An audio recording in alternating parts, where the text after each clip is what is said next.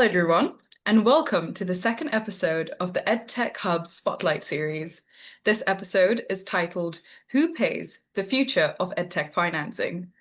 This series brings together thought leaders, practitioners, and policymakers to dig deep into what's working, what's changing, and what we can all learn from education innovation across Southeast Asia. My name is Nima Jayasinghe, and I'm a researcher at the EdTech Hub. In this episode, we're tackling one of the toughest and most timely questions in EdTech today: how to fund innovation in a world where education budgets are tightening.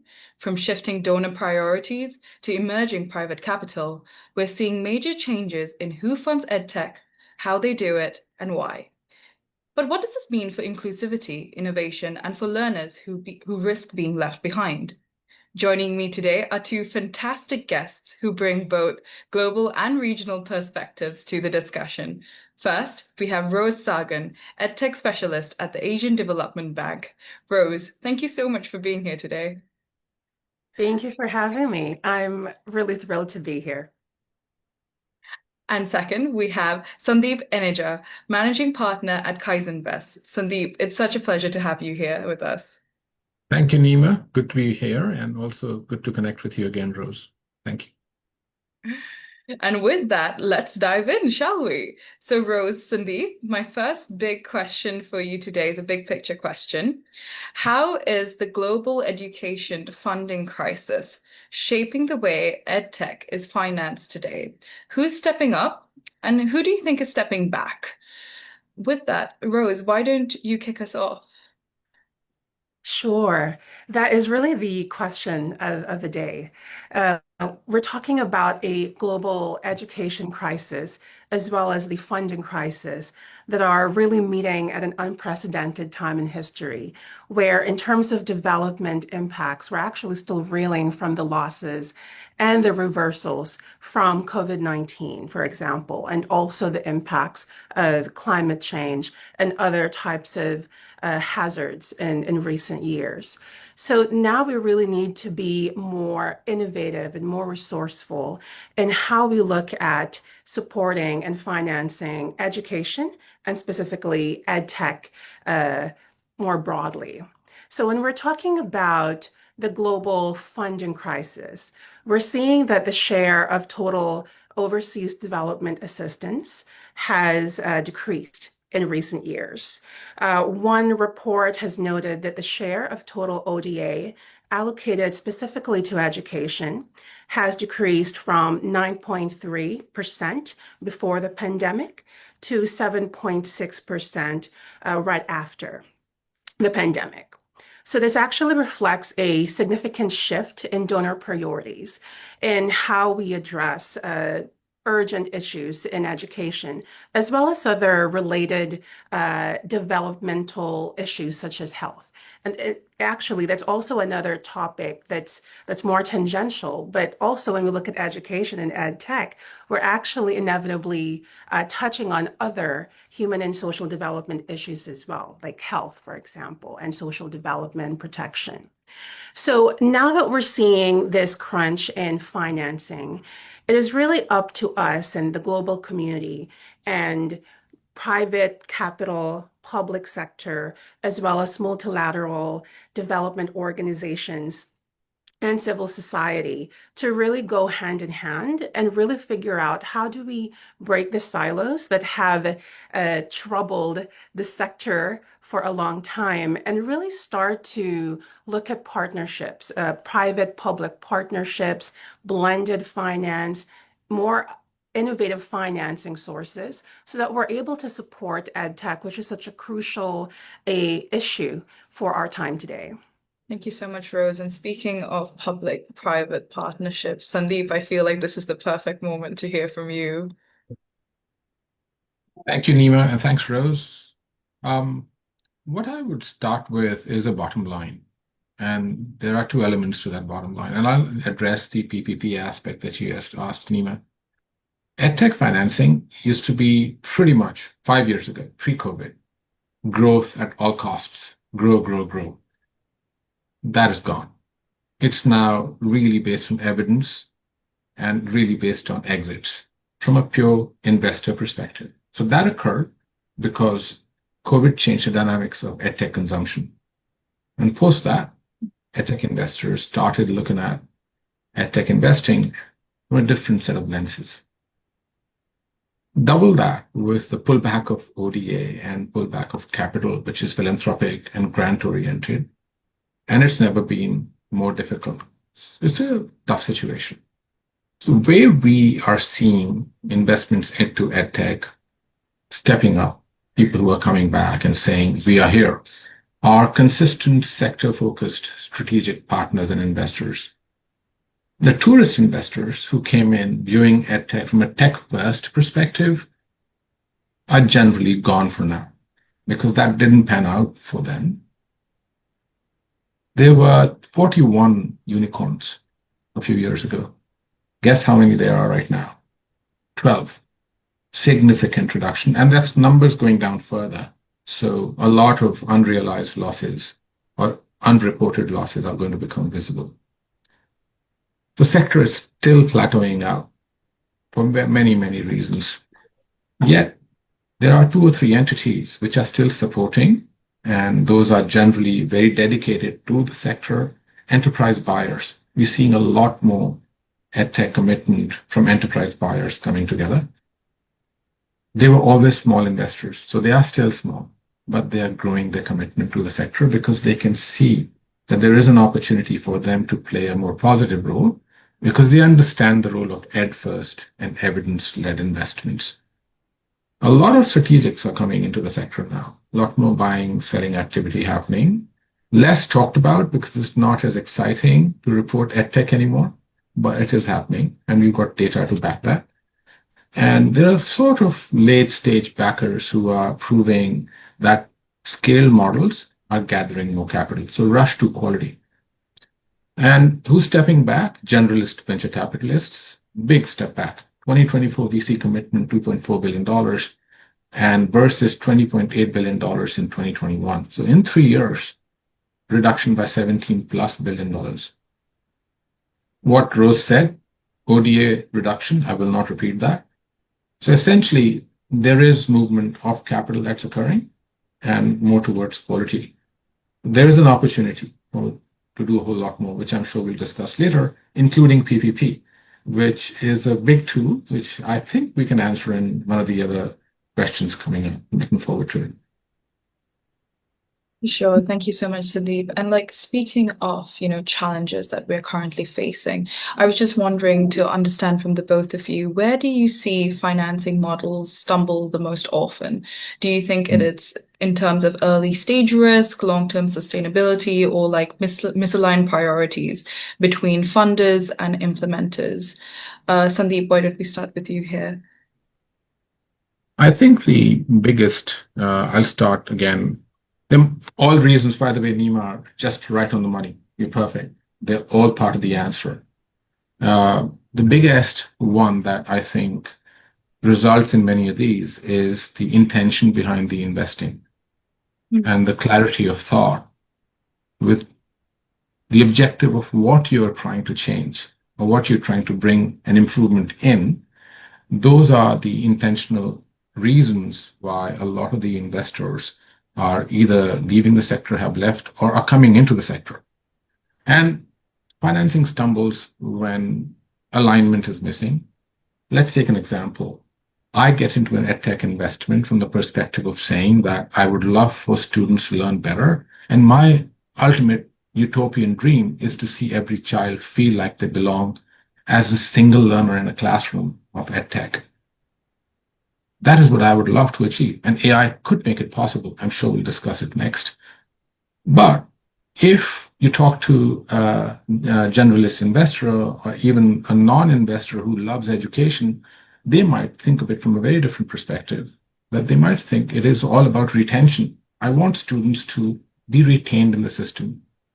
There are very different methods of tackling education, and the inputs change when your output or outcome, desired outcome, is different. Aligning the desired outcome is never or rarely a discussion between the entrepreneur, the philanthropist, the investor, all three of them, and the government. It's rarely that.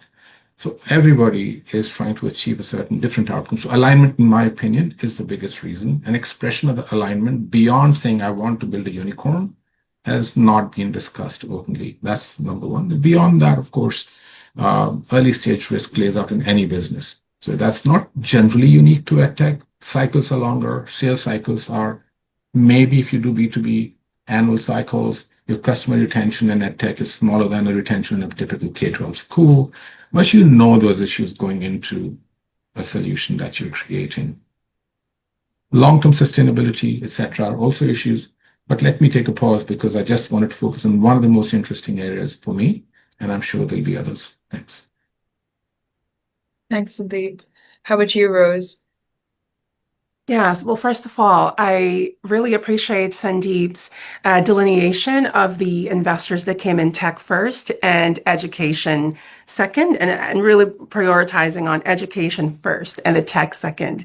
And as a development professional, that is music to my ears to really Mhm. talk about education forward technologies, right? And that there's a reason why it's ed tech. The ed comes first. Mhm.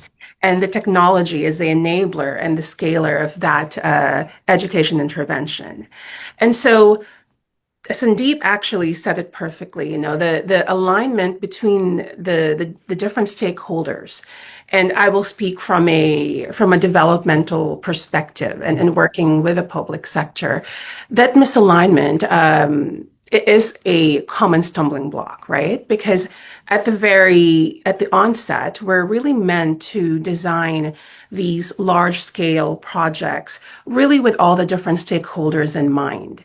And there's a lot of extensive consultation, market research, a lot of project due diligence, safeguarding. A lot of these layers and components are happening to ensure that there is as much alignment as possible. Now, that's the intention. And of course, that's the design and the due process of assembling a large scale or even a small scale project, right? To ensure that there are extensive stakeholder consultations. Now, when you're talking about implementation, that's a whole nother story. And that's also where the risk takes place, right? That there's also a misalignment between project design, the outputs and the inputs that have been envisaged, and how you really operationalize this. And of course, there's risk mitigation happening from a development perspective, working hand in hand with governments. There's a lot of different risks that we assess and try to mitigate beforehand. But of course, risk is risk. There's still a lot of unforeseen or inadvertent or second tier risks that will come into play when you're implementing a project. So it's also now a question of adaptability, right? And being able to be agile in coordinating and being able to course correct as needed. And to me, and this is my personal opinion, that sometimes when you have a large scale project, like for example, when we're talking ed tech at a very large scale right off the bat, it's actually harder to sometimes steer it or course correct because there's just a lot more players and a lot more components and time involved in it. So I would actually say that a lot of these smaller scale approaches, piloting approaches, actually de-risk in many ways. And in working with governments, that's also something that can be a lesson forward to then systematically and sequentially scale to bigger and bigger EdTech projects, for example. So I think that while there are a lot of these common stumbling blocks, there are also a lot of ways that we can try to mitigate as much as possible.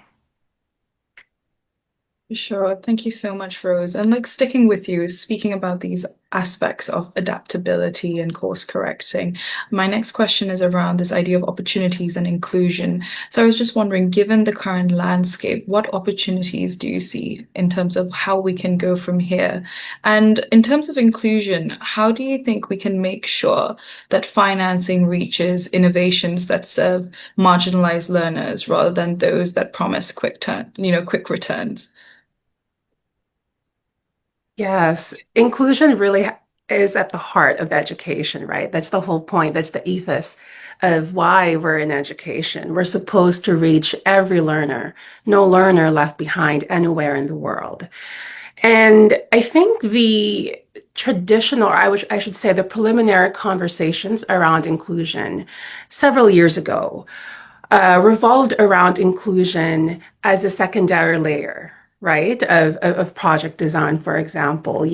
We think of what works to the mainstream, we think of what works at scale, and then we think of how we could include the most marginalized learners in the process. And I think that was sort of a dialogue that was happening years ago, right? Inclusion as a secondary layer of thought.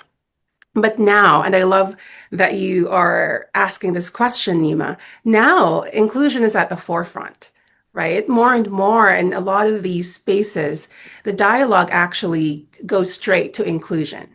So now we're looking at how do we look at ed tech interventions, for example, that work first for the most marginalized.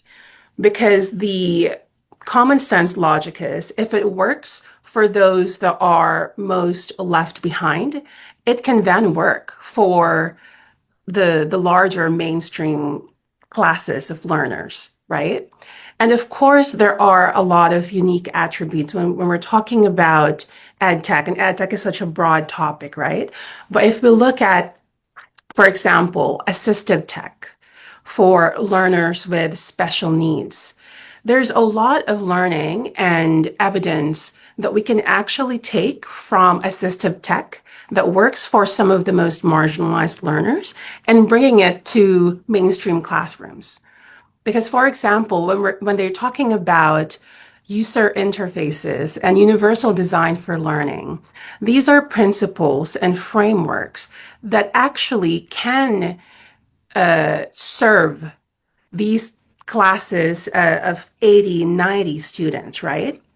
Because then we're able to actually engage them in more personalized ways. We're actually able to deliver content or deliver teaching to a larger group of students. So to me, I should say, this notion that we think of inclusion as an afterthought is actually no longer applicable. And now we're really looking at how can we learn from these types of interventions and really design forward with them in mind. Sure. And Sandeep, do you have any thoughts on this? Yeah, no, very well said, Rose. The inclusion is at the core of education, and it is possible today. Let me take a historical step back and explain why it is today possible, much more than ever before. If you really examined, the inclusion was always at the heart. It was just hard to do with teachers in a classroom because it meant upgrading the software behind teacher and teaching, increasing the classroom to be more inclusive, unending and infinite classroom, because education, a theoretical true public good, means that the addition of the next person to the class should occur without displacing an existing learner. And that's never really happened in a classroom. 30 people, 50 students, 60 students. Adding a 61st student either causes or 50th student causes the teacher to say, no, I can't do this anymore. And imagine that is purely from a normal curve set of learners. That's what the teacher faces. Now, move that world only in the aspect of normal curve of learners to the world of tech. Tech can enable that today. So truly, we could, and theoretically we should, make education much more inclusive using tech. So what does tech do for us? Tech adds all the right adjectives to education: inclusive, affordable, measurable, etc., etc. We should harness that tech layer for those purposes, totally realizing all those objectives. Inclusion is a challenge of will to a great extent and willing to put the money in the right place. Example again, where during the pandemic, we invested in a company called Finma Education in the Philippines. They had at that time 70,000 learners. And you can imagine what happened.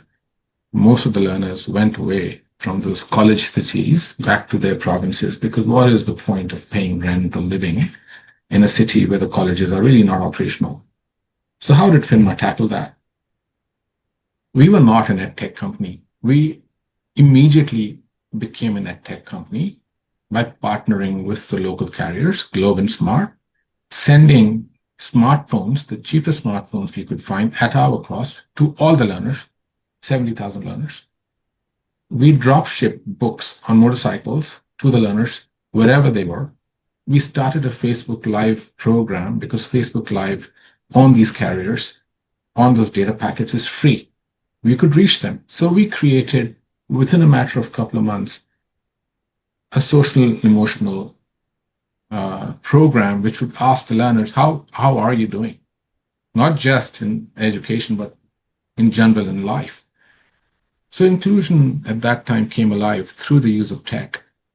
So the way I see it is definitely much more possible today, bringing in the right combination of capital, which enables greater patience, right combination of technologies that enable better measurement, so data can drive towards evidence that promotes the value that capital unlocked, and that should create a flywheel to be able to drive better inclusion. It's just that when an entrepreneur is told that you have to achieve 100% growth at all costs, they do not look at all those objectives. So having the right mindset towards what is important ultimately in the long run is critical towards driving inclusion. I think given technology where it is today and EdTech where it is today, it's definitely mature, and AI has hastened a lot of these developments.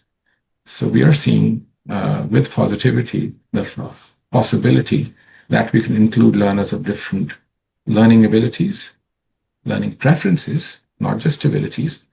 To assume that we can determine their ability is often incorrect. It is almost always about learning preferences. And then much more around other inclusion parameters such as finance, gender, geography, affordability, etc. So those are definitely more measurable today, and outcomes will speak for themselves. Yeah. Sure. Thank you so much, Sandeep. That's really valuable. And I guess mindset is important, but I have to ask also the hot question that everyone's kind of talking about these days in this space, and that has to do with funding. And I guess my next question to both of you today is, what differences or similarities do you see between, let's say, global funding priorities and regional investment approaches that's currently happening in this space? And Sandeep, if we could maybe stick with you on this. Yeah, so I will sort of divide the funding types in two broad categories to be as discrete as possible, although in the world of fuzzy logic and fuzzy capital, they both flow into each other often and need to work with each other. So number one is the philanthropic funders, donation partners, and the entities that enable catalytic capital. The second is entities like us, which are regional and they are impact oriented. There's a third bunch of entities which are much more strategic, but we'll keep them aside because that starts to create too much for a video conversation. Just simplifying that, bunch of the capital instruments that we see being used by entities in the first bucket are grants, concessional finance, and outcome-based payments, whereas a lot of the traditional impact investors are looking at growth capital and clear exit strategies. The themes that we see with the philanthropic partners are generally foundational literacy and numeracy, teachers, gender equity, education in emergencies, etc. And the buckets we see with other investors are K-12 chains, preschools, test preparation, daycare, early childhood development, pure EdTech, mostly blended nowadays, student housing, school finance. The others that are from a measurement perspective, we see a lot of focus on learning outcomes, enrollments, gender parity in the first bucket, and moving towards results-based financing. In the second bucket, we see a lot more around business performance, margins, retention, ROI, environmental, social governance principles, other KPIs. Keep going. I can keep going on and on. But the point of it is risk tolerance is entirely different. Engagement models are different. The strengths we bring to the table are different. What it begs as a question is why not together? Why not learn from each other? And that is the opportunity that's ahead of us. Because both entities work within significant capital constraints and resource constraints, yet there's a lot more focus on innovation that's desired from a scale perspective for an investor like us. And a lot of philanthropic funders seek innovation that is deeply local and deeply effective. They both have lessons to share. So given those differences and similarities, celebrating differences from the perspective of saying, can we align together to say, are we able to drive education investing outcomes first, results focused, with a focus on enabling the best of lessons, best of catalytic capital from philanthropic funders and impact investors to bring it all together to solve some of the most difficult challenges, including inclusion. Sure. Thank you. Thanks, Sandeep. And Rose, do you feel the same about this? Similar differences or similarities? Or what kind of trends have you noticed? Yes, Sandeep, hit the nail on the head here, just in terms of the different partnership opportunities that private and public sector can actually leverage on. So from where I sit in terms of a multilateral development perspective, what we have and has traditionally offered is scale, right? We work hand in hand with our developing member countries or our partners in the region to really design, implement projects at scale. And I think that's really where multilateral finance can come in traditionally. And Sandeep was talking about how agile private capital can be. And that's the strength that they have. They can move a lot faster and more nimbly than we typically can, right? Of course, we have other modalities. We have a portfolio of different modalities where we can support countries. We have technical assistance projects that can move a lot faster than, for example, sovereign operations, where we're talking really large scale education projects. And I think there are ways for us to work together more effectively in this regard. And that's why it's also not a coincidence that ADB has recently undergone an organizational shift, which we're calling the new operating model. And this was made effective a couple of years ago. So it's a very recent restructuring. And one key priority here, I should actually point out two key priorities that are relevant to today's conversation. One is strengthening partnerships with the private sector, really trying to figure out how we can work better together. And that is why, in terms of our portfolio, we're seeing more and more, not in education per se yet, but really more and more partnerships with the private sector in other development sector projects, for example. And another key priority of the new operating model is innovative solutions.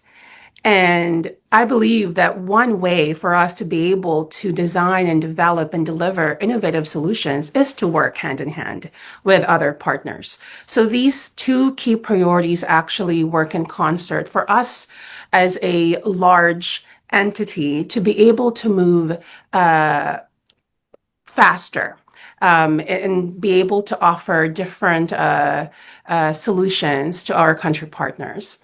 And so another thing that I would also like to mention is just going back on the topic of inclusion, if you don't mind, is to talk about data measurement and being able to really look at the details of learner data. And Sandeep actually touched on this earlier, right? And that's another strength of ed tech is that a teacher who's teaching to a class of 50 to 90 will not be able to track the progress of every student in his or her classroom. But being able to deploy an ed tech solution with a robust monitoring and evaluation mechanism and having a robust data dashboard, through that, we would be able to track the progress of every learner. So, of course, as you know, only ed tech can actually support adaptive personalized learning, right? At scale. A human teacher will not be able to do that. And this is where I think we also need to start heading. We need to actually look at what works in education without tech and then supplanting or adding tech into it to seeing how we can catalyze that kind of evidence through tech. Because there's really a lot of ways that ed tech can move faster than traditional classrooms can without a lot of tech. So I think that's also one way for us to be able to introduce more piloting or sandboxing approaches and really trying to gather as much evidence as we can in the context of countries and local schools, really at that granular level, so that we learn from it quickly and then we can actually course correct quickly as well and be able to design and systematically scale it further in the future. Amazing. Thanks, Rose. And sticking with you because, it's so important that you talk about scalability and talking about how, things are speeding up because of ed tech. I was wondering if you could maybe share with us an example, either globally or regionally, where financing has enabled, design or implementation of ed tech to scale effectively. Sure. And I'm smiling because at scale is a question, right? And we could further discuss what we mean by at scale. And I would say that from where I'm sitting, there's really a lot of promising evidence that we're seeing in our smaller scale pilots and projects. And even in our large scale education projects, there are digital components embedded across the sector, whether it's in data governance or teacher engagement or content development or digitized learning materials or augmenting connectivity. Like I could go on and on. There are so many different digital or ed tech components within a larger scale education project that we can really look at the details and seeing where we're glimpses of promise and success. And out of all of these different projects, one thing remains consistent, that the more that a teacher can transform their pedagogy and how they're teaching, as well as the more that they can actually strengthen their domain specific knowledge and expertise, the more chances that learning outcomes would occur. And that's with or without tech. But again, as I've mentioned, tech is the catalyst, right? And it can actually get us from point A to point Z more quickly. So having said that, if we look at all the different types of projects and really see, has there been indication that the teacher is learning too, learning how they teach, and also learning their own expertise, and also being able to personalize to some extent their instructional practices in the classroom. Then we'll likely see learning outcomes. And not just from an engagement point of view, but really looking at how these scores are changing. And so, with that in mind, I think if we keep that at the core of ed tech projects, then we would be able to see more and more successes more quickly. Amazing. Thank you, Rose. And Sandeep, over to you. Are there any examples globally or regionally where financing has enabled design or implementation of EdTech to scale effectively? Anything you could Yeah, maybe think? absolutely. I think the core of EdTech, as Rose just mentioned, teachers are at the very center, paradoxically. And a system that has really enabled teaching and teachers to scale their ability, their strengths globally through a B2B model is Khan Academy. I think they've done an amazing job through philanthropic funding to really enable teachers to be super teachers. And some of the data are just mind-boggling, right? They are at 189 million registered users. They've got, I think they added 20 million users in the last school year, 104 active million sort of learners every year, a significant number of learning minutes across 190 countries. Uh, I don't see another product which has scaled so well and brought so much change, which has been documented through the company's own research and through the funders' research as well. So that's been, in my opinion, one of the biggest successes in EdTech. I've used it personally as a tool with my own children when tutoring them, and I loved it because when we were looking at biology, I remember my elder boy was in grade 11. He was going to appear for AP biology, and I had totally forgotten. But Khan Academy brought me back into it, and we could review videos together. And I could learn with my son through Khan Academy as opposed to teach him through Khan Academy. It was an amazing tool. So as a learner, if you behave like a learner, if a teacher behaves like a learner, Khan Academy provides that opportunity, in my opinion, pedagogically smartly designed.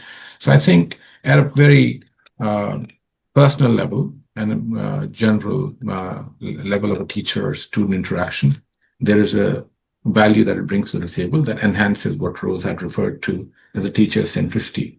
So it succeeds. And so far, the company has stayed away from anything but philanthropic capital. Therefore, the intentionality plays out with the intentionality of the founder, and the alignment is perfect. So that story works really well. There are other examples like Duolingo, very successful, very shallow deep dive into the product. Everybody likes it. All of us like it, and then we forget it. 3 years later, we come back and we say, okay, let me learn a bit more of this language again. It's fine. It's nice. It's a little gimmicky. It's gamified. It's engaging. It serves its purpose, and it is purely private capital funded. So it's almost a language bridge for the world using AI. It doesn't have today, in my opinion, I don't know, the measured value in terms of learning outcomes and life improvement, but it has a lot of social value and it wins on many levels. So those are two very distinct examples of different types of capital enabling different types of successes, but nonetheless well known. For sure, and ones that I've also personally used, so I can completely understand and recognize the value in that. Thank you so much, Sandeep. And Rose, Sandeep, one of the final questions here today. So it's a Hmm. little bit more looking into the future vision of the space in Southeast Asia. So if you could redesign the financing landscape, what's one model or mechanism you'd love to see for EdTech in Southeast Asia in the next 5 years, and why? Maybe Sandeep, sticking with you here. No, absolutely. Thank you for this interview so far, Nima. One of the biggest enablers at the same time, a headwind and a tailwind, is AI for everybody. We've really not referred much to it, but it is coming at us fast. It's already here, and it can be a strong enabler And at the same time, it's disrupting how we work, how the next generation will work, what skills they will need. And our education systems need a swift turnaround and innovative look. So the role of education investors, policymakers, philanthropists, uh, developmental agencies, and all sorts of private sectors, investors, has to be about bringing equitable access to AI innovations that enable learners to get access to skills which make them livelihood ready, as opposed to job ready. The whole conversation around you learn so that you could theoretically get a job is going to be outdated faster than we think. There are numerous students from top tier universities around the world in Southeast Asia who are not getting jobs and who are getting interviews after sending 100, 200, 300 resumes out. That was never the ratio we grew up with. It's a tougher time today because AI has changed the efficiency, productivity landscape. Intelligence is much more commoditized. EQ is much more decommoditized, more valuable, but we don't teach that in most of our education systems. And if you take that opportunity set and bring it down to a broader audience, the digital divide is going to get worse unless we look at it very thoughtfully and carefully. That is the fear that AI could create a wider rift. And therein lies the opportunity for some of the largest tech players, largest governmental organizations to come together and use their models, use their capital to redefine policies around the use of AI for skill development right from the very start of learning journey. And that is no longer theory, it's getting enabled in practice as well. We are part of some roundtables, we're part of some think tanks now that are working towards bringing together the best of long-term capital, which has policy impact, best of innovators, which really understand that no longer is it important for them to maximize clicks, but it is really important for them to maximize skills. Therefore, I'm quite hopeful that if we can drive our energies leveraging AI towards creating a system of financing which enables learning for every individual to come back to the point I mentioned, the very first question, creating a classroom of one experience, that'll be amazing. That's my hope. Sure, thank you so much, Sandeep. And Rose, how about you? If you could redesign one model or mechanism that you'd love to see in Southeast Asia in the next 5 years. I think there are two things that would really be of priority. One is strengthening more results-based financing, right? Whether it's in the private sector impact bonds or with development finance, talking about results-based lending. So more and more in education, for example, we're using a lending modality called results-based lending, where we have disbursement linked indicators that the financing that's allocated to that development indicator can only be unlocked and disbursed if it's been achieved, right? And so that does increase accountability and responsibility in terms of how we use the financing for a particular project for education. Of course, it's also a risk, right? Because if it's not achieved, then you run the risk of not being able to obtain the financing allocated to it. But that's also a classic case of putting your money where your mouth is, right? So I think more and more results-based lending approaches really lend themselves well to sectors like education, where there's really a lot of accountability and coordination mechanisms and implementation, risk mitigation. A lot of these factors come into play, and to be able to really focus on results for education is really key. And then the other thing is to be able to focus on innovative partnerships, right? Working more hand in hand with the private sector and also other types of innovative financing partnerships. So, for example, ADB has recently entered into partnership with the International Finance Facility for Education, or IFID. And it's a blended finance example wherein we're combining guarantees and grants to be able to lower the cost of borrowing for education in a country. And so the grant is able to provide value additionality in that there's a lot more innovative approaches that can be used for EdTech, for example, evidence-based EdTech, to be able to really see demonstrable proof of concept and evidence to see that it's working in a particular context, and still be able to borrow and to be able to finance a large-scale education project, for example. So I think in the next few years, what we're seeing in the region is we really need to be able to combine these different approaches so that we're able to address the twin challenges, right? One, in this region, we're still talking about addressing foundational challenges in literacy, numeracy, and systemic challenges in the sector, right? And that is with or without tech. And then the second piece is really the ed tech and digital transformation potential that the education sector really needs to be able to leapfrog in certain cases and scale systematically. So if we're able to meet these two demands, this would really be a win-win. Amazing. Thank you so much, Rose. And to both of you, final question, which is a very quick, fun question.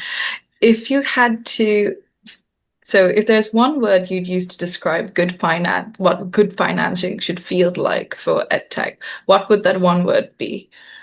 Rose, why don't we bounce off to you first? One word. This Yeah. this might be the hardest question you've asked, Nima. In Well, one word, in one word, hopeful. hopeful. That's a good word. How would you, Sandeep, if you had to describe it in one word? Yeah, definitely hopeful that we'll do this. But yes, the one word that comes to my mind, and many do, and they're all adjectives. So one of them that I think I have heard less of, but means a lot, is empowering. So because it means to me that it should be not extractive, should be less bureaucratic, not speculative. It should empower learners to access opportunity, founders to build sustainably, and investors to see both measurable impact and fair returns. So that's my definition. Thank you. Thank you so much, Rose, and thank you so much, Sandeep. Two very powerful words, if I might say. And with that, thank you so much for your time, and thank you so much for joining us and giving us such valuable and deep insights. This has been the second episode of EdTech Hub's Spotlight series, where we explore the ideas shaping the future of education across Southeast Asia and beyond. To our listeners, we hope you'll join us for the upcoming episodes as we continue to unpack what works, what needs to evolve, and how we can move forwards and towards a more equitable and effective education system together. With that, thank you for listening. We hope to see you soon. Thank you so much. 1, 2.